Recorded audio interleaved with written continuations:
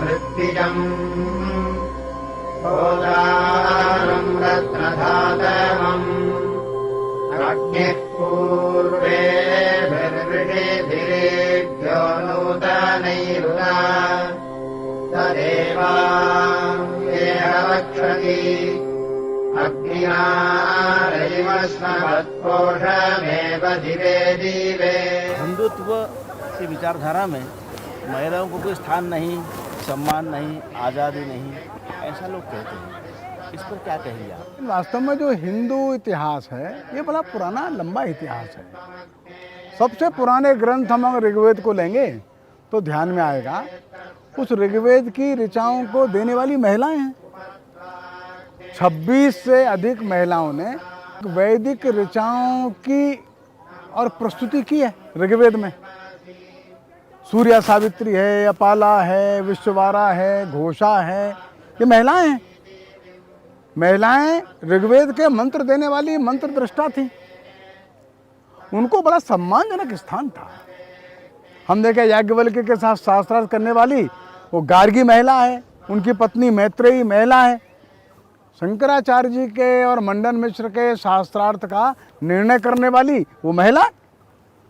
तो ऐसा कहना तो उचित नहीं है कि हिंदुओं ने महिलाओं को सम्मान नहीं दिया। लेकिन इस्लाम जब आया तो इस्लाम में महिलाओं की स्थिति दोयम दर्जे की थी और उनको पर्दे में रखा जाता था, उनको बुर्के में रखा जाता था, उनको बाहर निकलने की अनुमति नहीं थी। उसका प्रभाव हिंदुओं पर भी पड़ा। हिंदू महिलाएं भी पर्दे में चली गई। तो पर्दा जो आया ये इस्लाम के आने के बाद आया। और जब बच्चों को, लड़कों को ही गुरुकुल में जाने में कठिनाई हो गई, गुरुकुल नष्ट कर दिए गए, तो लड़कियां भी कैसे जाती। तो धीरे धीरे बात सच है, महिलाओं की स्थिति थोड़ी सी गिर गई। ये 9वीं 10वीं शताब्दी के बाद भारत में इसका बड़ा अच्छा इतिहास नहीं है। लेकिन इसका कारण इस्लाम का इन्वेजन है भारत के अंदर। हम देखते हैं भारत में जितनी भी और शक्तियां हैं महिलाओं के नाम से हैं। महिलाएं सम्मानित थी। सभा है, स्त्रीलिंग है, संसद है, ये भी स्त्रीलिंग है। दुर्गा है, सरस्वती है, ये स्त्रीलिंग है, स्त्री स्वरूपा हैं। सारी शक्तियां, निधि है, सिद्धि है, रिद्धि है, ये स्त्री स्वरूपा है।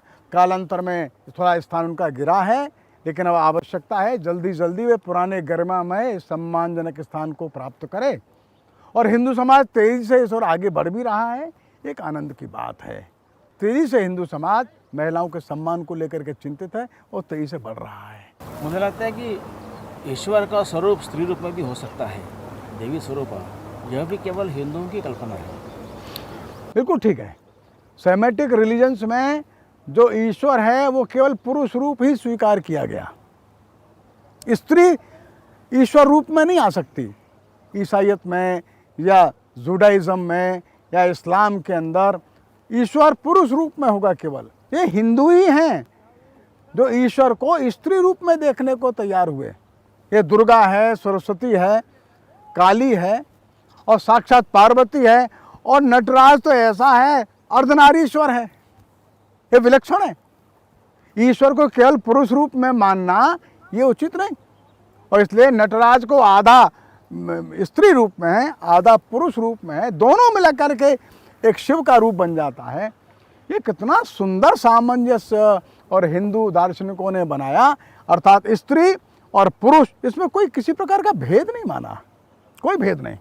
और हिंदू दर्शन, हिंदू और मत के मानने वाले लोगों ने महिला को, स्त्री को ईश्वर स्वरूपा मानने में कभी कोई संकोच नहीं किया, उन्होंने स्वीकार किया। उन्होंने एक और बात है, हिंदुत्व के बारे में ऐसा कहते कि ये ब्राह्मणवादी विचार है और इसलिए यहाँ पर शूद्र दलितों के लिए कोई स्थान सम्मान नहीं है और इसलिए आम्बेडकर जी को हिंदू धर्म छोड़ना पड़ा। इस पर क्या कहेंगे? ये भी एक भ्रम फैला है, ये सच बात है। लेकिन हम बारीकी से देखें तो जितना भी वैदिक वाङ्मय है उसकी स्थिति क्या है। मंत्र दृष्टा कौन है? वो तो ऋषि है। जो मंत्र दृष्टा ऋषि है वो केवल ब्राह्मण नहीं है, वो किसी भी वर्ण के, किसी भी कुल के हो सकते हैं। जो सबसे प्रसिद्ध मंत्र है गायत्री मंत्र, वो देने वाला ब्राह्मण नहीं है, वो तो विश्वामित्र क्षत्रिय है।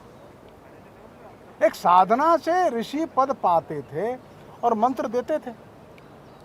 मंत्र देने का अर्थ है वे मंत्र जो सारे समाज के लिए उपयोगी है, जन उपयोगी है, लोक मंगलकारी है, वो मंत्र वेदों में रखे जाते थे।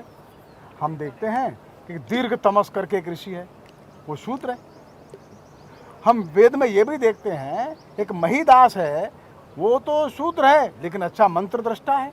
मंत्र कवश एलूश है, वो भी शूद्र है लेकिन मंत्र दृष्टा है, वेदों में उनके मंत्र हैं। ये कहना कल ब्राह्मण ही ऐसे थे जो कि शीर्षस्थ पर थे, ये गलत है। बहुत से ऐसे लोग हैं। और ज़्यादा दूर मत जाइए, सारे महाभारत का संकलन करने वाले जो वेद व्यास है वो तो ब्राह्मण नहीं है। रामायण देने वाले वाल्मीकि को भी लोग ब्राह्मण नहीं मानते, ब्राह्मण नहीं है। गीता का उपदेश देने वाले भगवान श्री कृष्ण है, वो क्षत्रिय कुल वंश के हैं। केवल ब्राह्मण ही सारा मंत्र देते हैं, दर्शन देते हैं, उनका ही विचार, ऐसा नहीं है। सभी लोगों को मान्यता है। लेकिन ये बात सच है कि हिंदू समाज ने सभी को स्वीकार किया, लेकिन कालांतर में आई जो विकृति है, ये भी बात सच है। जो अनटचेबिलिटी आ गई हिंदू समाज के अंदर इस्लाम के आने के बाद, इसने विकराल रूप धारण किया। सबसे पहला जो अनटचेबल था वो गौ मांस खाने वाला व्यक्ति रहा। ये सारे के सारे देश में आप देखिए समान रूप से मुसलमान अस्पृश्य था। अब कितना बड़ा उदाहरण होगा, जो राजा थे, शासक थे, वो विजेता थे, लेकिन हिंदू समाज की दृष्टि में अस्पृश्य थे। बड़े बड़े मुगल सम्राट के यहाँ झाड़ू लगाने वाला हिंदू वहाँ सम्राट के यहाँ पानी नहीं पीता था। वो सम्राट था लेकिन इस हिंदू कर्मचारी की दृष्टि में वो अनटचेबल था, और हिंदू ने कभी भी और इनको अपने घर में नहीं आने दिया। ऐसी दूरी बनाई। अब ये बात अलग है, ठीक था कि नहीं ठीक था अलग है। हिंदू समाज ने अपने को बचाने के लिए इनको अस्पृश्य घोषित कर दिया। ये बुराई हिंदुओं में भी आ गई, हिंदुओं में भी कुछ अस्पृश्य लोग होने लगे, ये बुराई है। डॉक्टर अम्बेडकर जी उसी बुराई से बहुत दुखी थे, ये सच बात है। ये बुराई 800-900 साल में आई, 1000-1200 साल मान सकते हैं, इससे ज़्यादा नहीं। एक 1200 साल के पहले अनटचेबल कोई उदाहरण ही देश में नहीं मिलता कोई। अम्बेडकर जी को इस अस्पृश्यता का बड़ा गहरा अनुभव था, बड़ा अपमान झेलना पड़ा।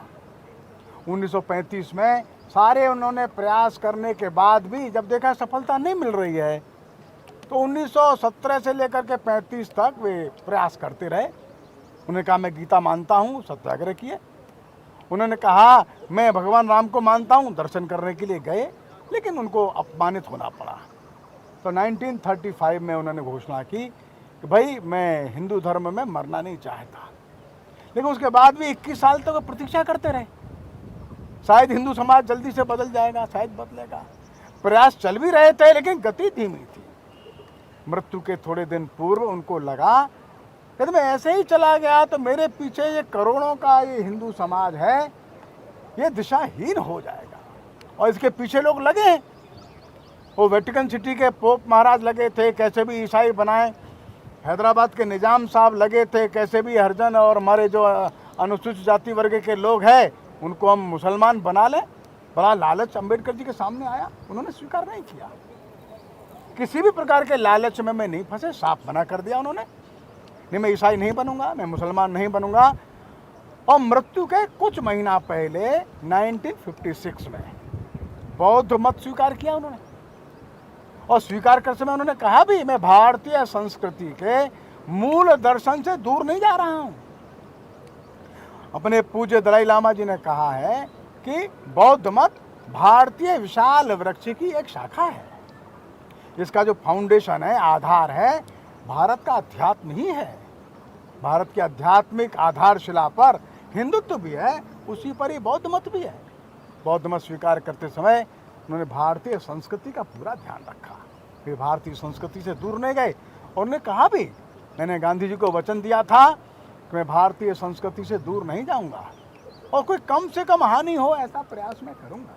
और उस वचन को उन्होंने निभाया और भारतीय दर्शन, भारतीय विचार इसके भी निकट रहे। और थोड़ा सा झटका भी देना चाहते थे, कैसे हिंदू समाज तेजी से अपने अंदर बदलाव लाए। और मैं समझता हूँ उनका ये कदम था भारतीय विचार दर्शन के अनुरूप ही था।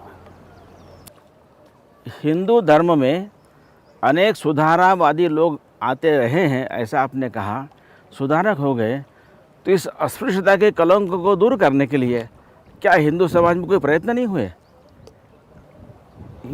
हाँ ठीक है, हिंदू समाज में जिस दिन से ये बुराई आई, जिस दिन से कुरीति आई, उसी दिन से हिंदू समाज के अंदर इसको सुधारने के प्रयत्न भी चले।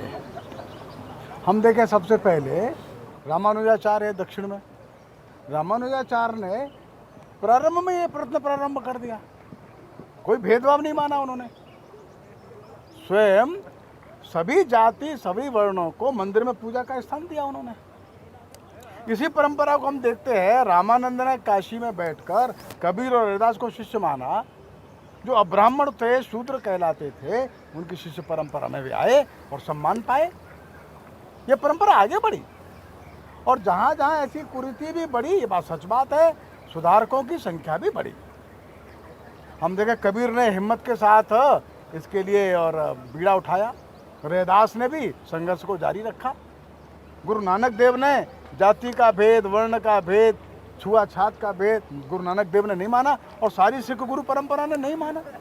हम आधुनिक युग में देखते हैं तो महर्षि दयानंद, महर्षि श्रद्धानंद, इन्होंने वेदों को पढ़ने का अधिकार सबको दिया और सभी वर्णों के और विद्यार्थी इकट्ठा करके और वेद के पठन पाठन में लगाए।